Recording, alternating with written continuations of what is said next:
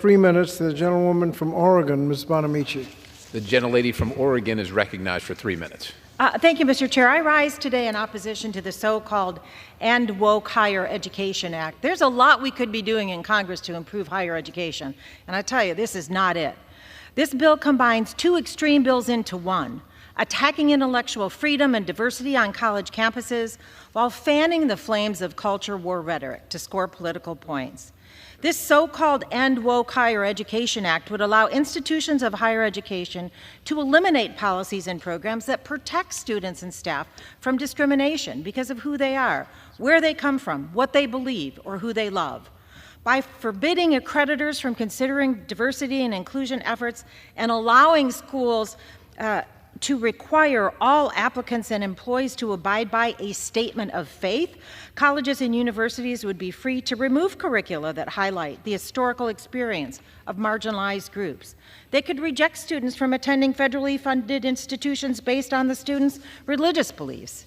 Anti-Semitism and Islamophobia on college campuses is a pervasive problem, yet this bill would open the door for more schools to discriminate against Jewish or Muslim students solely because of their faith.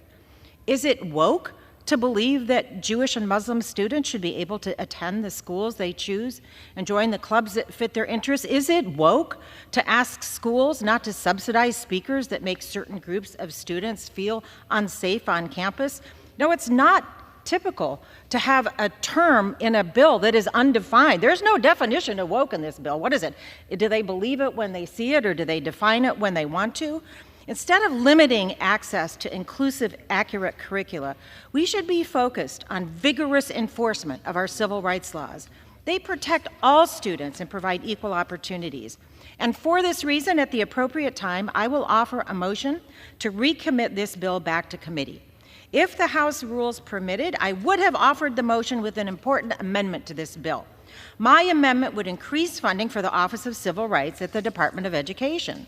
That's important because the Department of Education's Office for Civil Rights, OCR, enforces a number of civil rights laws that apply to colleges and universities receiving federal funding.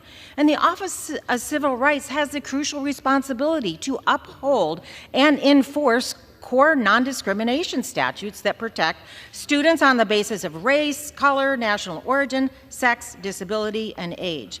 And despite the massive increase in complaints received over the past several years, this office has only half the staff it had when it was established 45 years ago. In fact, House Republicans on the Appropriations Committee recently proposed a $10 million cut to the Office of Civil Rights. That's right.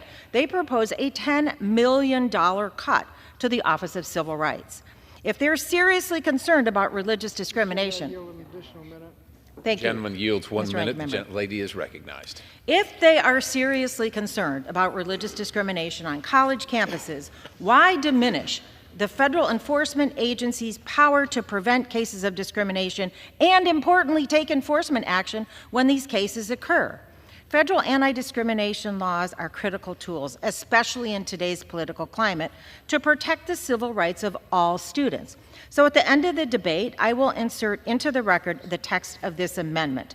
I hope my colleagues will join me in voting for the motion to recommit and opposing H.R. 3724, because we don't need the End Woke Higher Education Act. I yield back the balance of my time.